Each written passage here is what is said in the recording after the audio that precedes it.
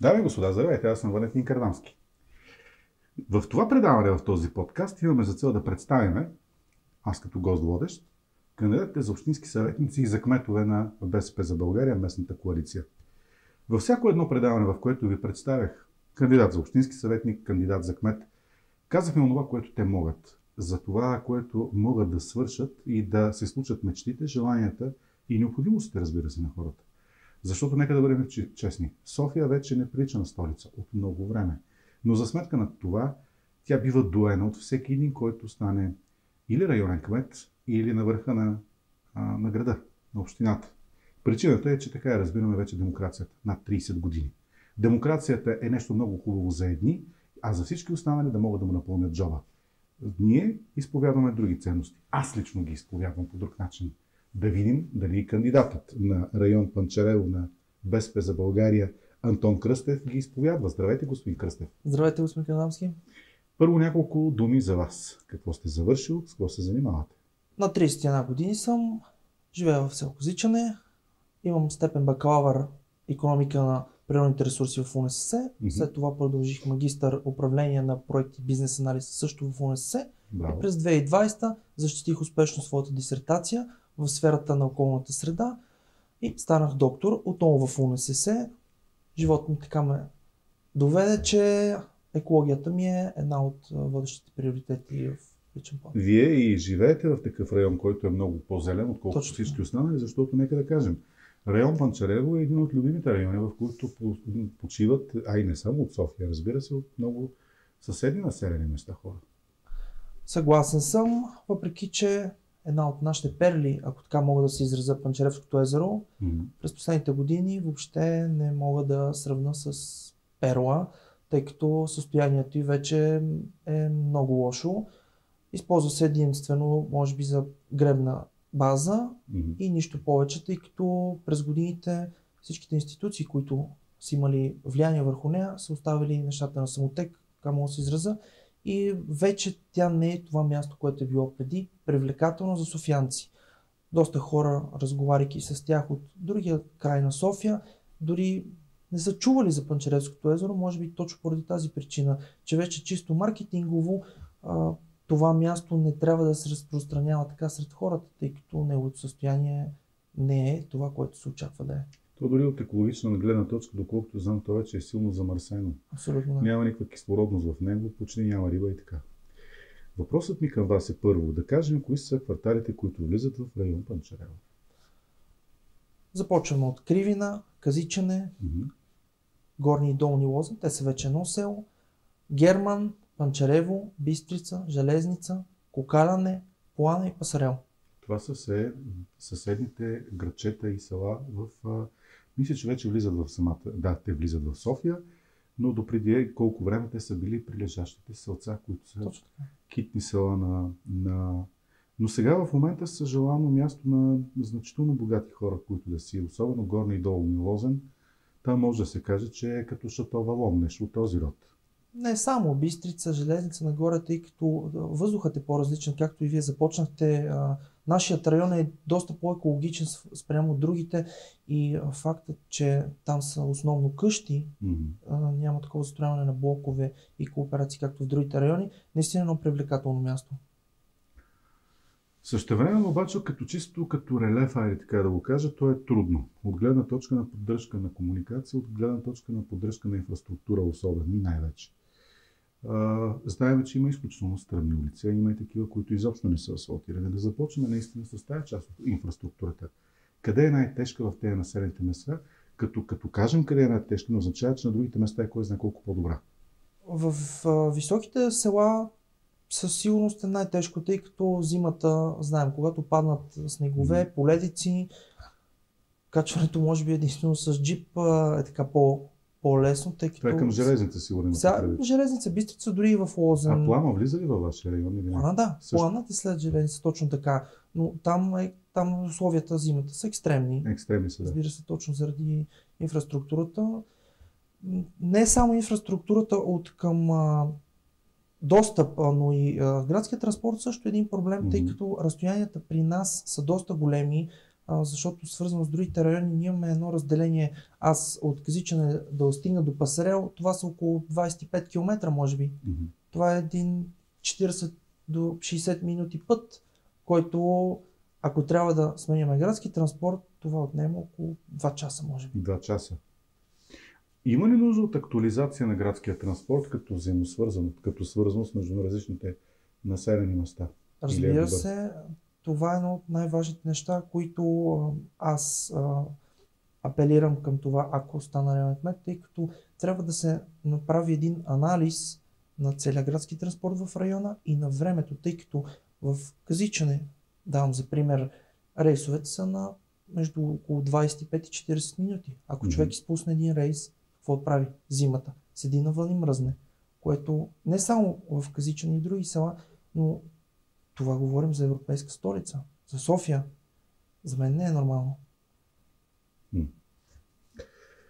ВиК и отходни канализации. На повечето места всичко е със септични ями. Канализация официално няма, тъй като е имало преди години проекти, но за да се свърже тази цялата мрежа от всички тези 10 села, пак казвам, заради разстоянието при нас е доста трудно.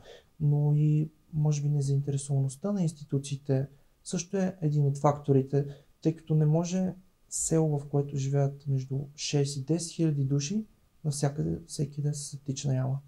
Това е подигравка. А имате ли представа дали изобщо тези планове, които са за изграждането на канализация, са актуализирани? Правилно ли е нещо за тези 30 години или нищо не е правилно? Просто по демократичен начин всичко са го отсвирили? Преди години е имало проект за свързване на няколко села, които са към източната част, но поради липса на финансиране или други причини, нямам представа, е спряно. При последни разговори преди години имаше идея да се свържат няколко населени места, тъй като се казваше, че трябва да има определен лимит от хора, които живеят, да са 5000, 10 000 или 15 000, заради които да се изгради пречиствателна станция, тъй като всички знаем, че една канализация без пречиствателна станция, това е нещо, което няма как да се случи. Но в момента има още един проблем в тази връзка да споделя Панчаревското езеро.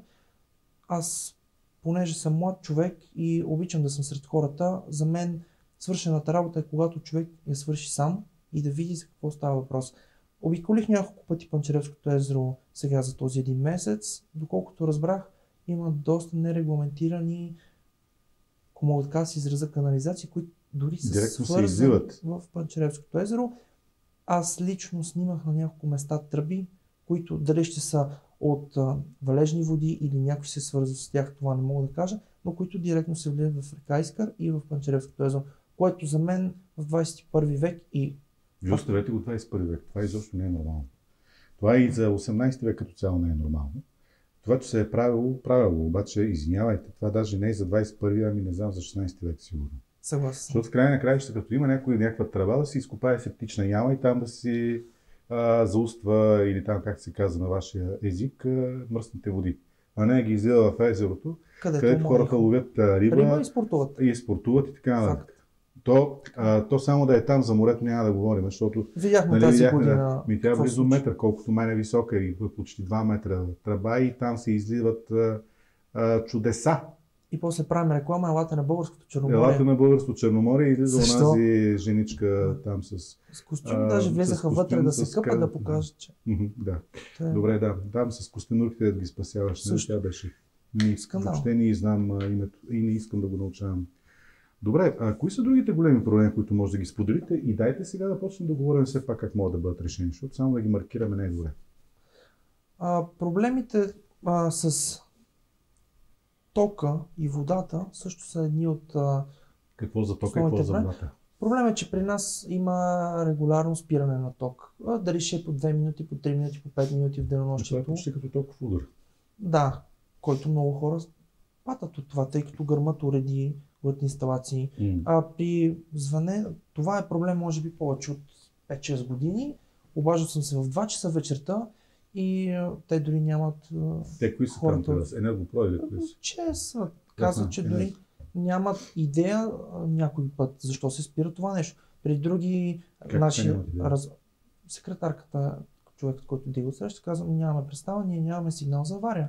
Казвам, добре, нямаме ток 10 минути, 15 минути, независимо какво случва. Това вреди на нашите уреди, на всичко. Електрическо вкъщи. Други разговори казват, мрежата е претоварена, ние просто разтоварваме. Добре, какъв е проблем в случая? Че ако системата е изградена така, за да има капацитет от нормално ползване на 10 000 къщи или 1000 къщи на ток, в един момент връзването към тока става доста по-мащабно. Но въпросният енергопреносител, той не си обновява мрежата, обаче става едно претоварване. Да, обаче това според мен един кмет не мога да го реши. Тук трябва министъра на енергетиката. Защото вие трябва много плътно да отидете. Първо да отидете там, не знам, при големия кмет и после да сигнализирате вече този, който е. Защото нали си спомняте в Черноморието по същия начин беше, като гърмяха, нямаше толкова. И отиде тогава беше Борисов кмет и каза, тук няма да стане тая работа, по неговия типичен стил и реши проблема на премиерско ниво. И там не помня, мисля, че Делян Добрев беше точно министър на енергетиката, за да могат да го решат, защото цялото Черноморие, Южно Черноморие нямаха ток. Съгласен съм, но един районен кмет какво може да направи? Може да обедини една огромна маса от хора, които заедно да отидат и да направят един протест, което за мен абсолютно няма никакъв проблем. Днес съм с сакото на стола, утре оставам сакото и ставам протестиращ, защото тези хора са ми избрали, аз трябва да защитавам техните интереси. Това ми харесва. За мен няма абсолютно никакъв проблем. Това е добре. И ето от тук да се включа към следващия проблем, който в момента според мен е доста сериозен и не само в района, но и като цяло в държавата, разединението между хората. Ние сме 10 села, имаме 9 кмета, тъй като Панчарево има с наместник. Точно, кметът, който е за района и към Панчарево. Да, точно. Това разделение го виждаме от много години. Всеки гледа неговото село, всеки мисли само за неговото село, няма социален ден. В един момент, каква е моята идея? Да създадем един обществен съвет, в който на какъвто и да е принцип, дали ще е месечен, дали ще е заедно с всички села, дали ще е всяко село по-отделно, да се работи на место с кметът, който е на населеното място, но и с хора, които имат интерес да се включат в това. Хора с идеи, хора с възможности, които са заинтересовани от случващото се в момента в района и биха помогнали дори с идеи или с решаването на някакъв проблем. Тук говорим за едно обединение. Обществен съвет? Аз съм сигурен, че ходейки така по селата, говорейки с тях, тъй като аз лично обичам да се срещам с тях, защото първо, че те виждат кой е човекът на флаера или на плаката, който се дава, а не питат кой е този. Точно така, да. И хората не питат, като се попита кой е това, аз отговарям, това съм аз, здравейте, запознайте се с мен, аз съм този човек и искам да защитавам вашите интереси. По този начин, когато се случи едно такова обединение, аз мятам, че хората ще повярват и в системата. Защото хората са обезверени. Как ви възприемат, защото сте млад човек? Вие сте на 31. Колко е? 31, точно така. 90% и 95% от хората, които изразяват мнение относно възрастта, са много радостни, защото виждаме в момента, че моето поколение е аполитично. Но когато виждате един човек с образование, с енергия, те са много щастливи, защото виждат човек, който иска по някакъв начин да оправи проблемите и да намери някакви източници на решение. Точно но най-често младите хора могат да имат тази енергия, за да могат все пак да се включат в решението на проблемите. Аз мятам, че така. И аз като един човек на спорта, познавайки си райони, познавайки доста млади хора от района, аз съм сигурен, че доста хора биха откликнали. Какво спортувате? Занимавам се с футбол, занимавам се с бойни спортове, цял живот съм. Тоест, ако ви нападнат хора от селата, които не са доволни, няма да имате. Да, не се стига до това, тъй като пак казвам, разпознаваема личност ми.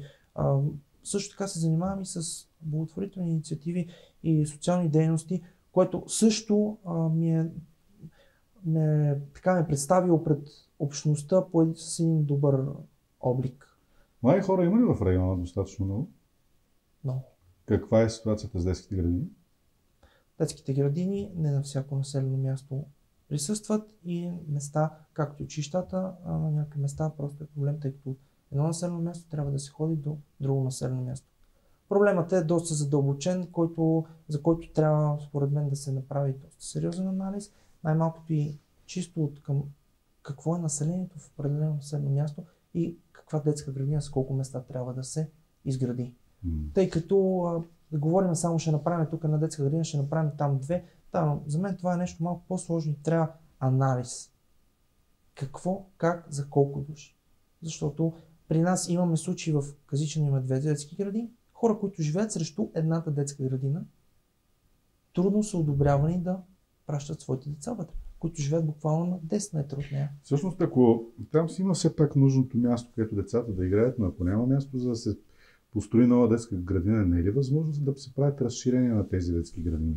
Защото това също по някакъв начин. Това не е по палиативно, разбира се, решение не е непременно. Да, на места е възможно, но тук говорим вече за анализ на сградата, дали е възможно да се види парцела, чисто мястото, което е извън детската градина, чисто като прилежащ двор, прилежащо място, дали е възможно да се направи и разширение за колко деца е възможно.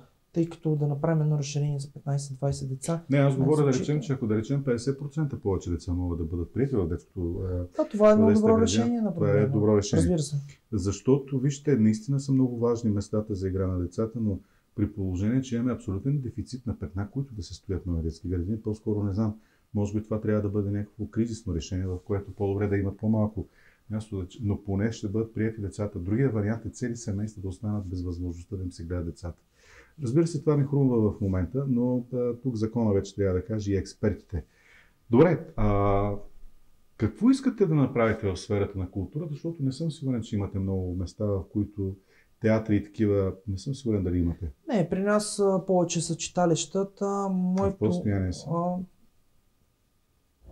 Всякъде различно, пак кам спрямо това предишните кметове, от кои партии са били, дали са отпускали достатъчно средства за тях. Тъй като при нас, както и не само предполагам, но горе-долу така се движи нещата. Ако кметът е на дадена партия, спрямото населено място, ако кметът от същата партия, той се лансира повече, отпускат се повече средства и това е един начин по-скоро за подкрепа, което да продължава напред времето, което за мен не е начин на работа и не е печелившо, тъй като хората виждат вече какво се случва, за тях какво се отпуска. Моите идеи, свързани с културата, тъй като при нас са основно села, при нас имаме събори, надпявания, точно така, фолклорни ансамбли. Моята идея е да зачестиме тези събития и да ги направим мултидисциплинарни, междуселски, ако така мога да се изразя. Защото пак по този начин ще стигнем до едно обединение на района. Няма всеки да се е затворил в собственото си населено място. Независимо, че различни села, от едно място тези села, все пак имат своите си характеристики на всеки един фолклорен ансамбъл. И такова едно надпяване, надиграване и т.н. ще ги дали ще са пазари, тип събори, състезания, спортни мероприятия. Точно този социален тип дейности. Аз мисля дори, че ще изкара хората от вкъщи, седейки по цял ден пред телевизор, пред телефон, дори почивни на ниво. По този начин хората ще излязат, ще видят, че има начин как човек да се чувства добре и щастлив. Защото всички знаем, че когато човек е затворен, той спира да се чувства щастлив. Това става асоциална точно така, до една асоциалност и до едно песимистично, до едни песимистични мисли за ежедневието си, дори и за себе си. По този начин, виждайки при нас, нещата се случват. Добре. Вървим вече към финала на това предаване. На мен ми се иска да го завършим с още. Между другото, трябва да ви кажа, че от това разговор, който проведох с вас, вие сте наистина, това е типично за по-младите хора, оптимист и зареден с желанието за работа. Завиждане на тези хора, които са от район Панчарево, че имат алтернатива да дадат гласа си на човек, който е готов да се бори. Защото ти казахте едно нещо много хубаво. Аз съм готов да се сваля сакото и да изляза с тези хора да протестирам, защото те са ме избрали. Ако имаме такова едно осъзнаване на всички, които се кандидатират като кметове, какви села и какви градове щяхме да имаме. Само, че те като влязат в... Аз ще ви следя да не станете кмет. Обещавам ви го това нещо. Няма никакъв проблем. И ще следя на всички, които са стояли на този стол. Защото много хубави неща казаха, пък аз се познавам. После ще тръгна и ще чукам от врата на врата. И независимо с колко кучета закучени и как са те заключени, аз просто знам как да вляза. Ще използваме тая метафора на Фотев от Пощалена на щастието. Така, сега, имате възможност на тази камера. Пропуснах ли въпрос? Някой, който да е важен? Защото така, уважаемите зрители, за пореден път аз не им казвам въпросите. Нямам за цел тук да ми декламират опълченците на Шипка. Аз искам да ви кажа това, което мен ме интересува и което се надявам да отговаря на това, което вас ви вълнува. Нещо пропуснах ли като Мисля, че засегнахме основните теми, тъй като пак казвам, една от най-важните теми е социалната, мога да кажа, дори социалната отговорност и социалното мислене при нас, тъй като ние сме 10 села разпределени и всеки се е затворил. Основната идея е да се случи едно обединение, защото когато има едно обединение на хората, знаем, че целите пред нас са лесно реализируеми. Да. Сега, както си вика, това времето ни свърши и аз ще ви го кажа по този начин, даже ще мина на ти. Наскоро си мислех, Антоне, че нещото, което най-голям проблем създаде на обществото, е липсата на единение. Липсата на единение в някаква цел. Някаква национална цел, в която да повярваме. Каквато и да бъде тя. И най-вече липсата на ценности.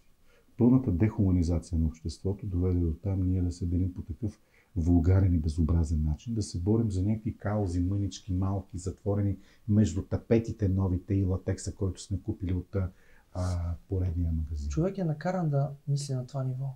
И то не е много лесно да се пробие по този начин на медии и всички други. Това заливане.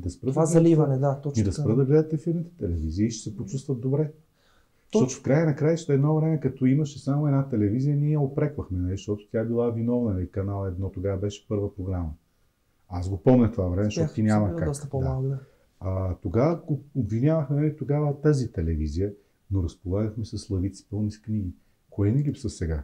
Книгите социалния живот, книгите.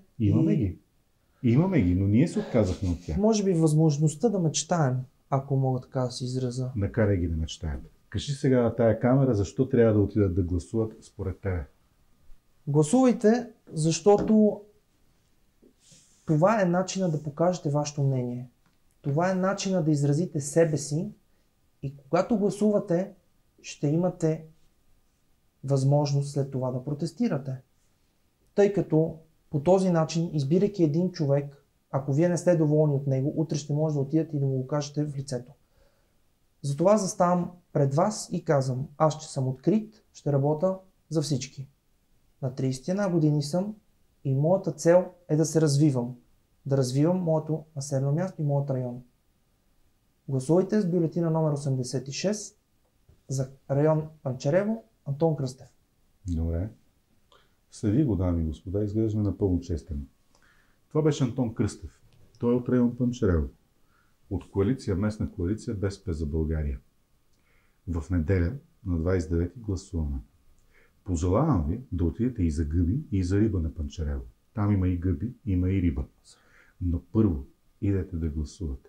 Защото ако пропуснете това, ще чакате 4 години. Тогава той вече няма да бъде на 31. Не бива да бъдат демотивирани младите хора. Нека да го видим. Благодаря ви. Аз бях Валентин Карнавски.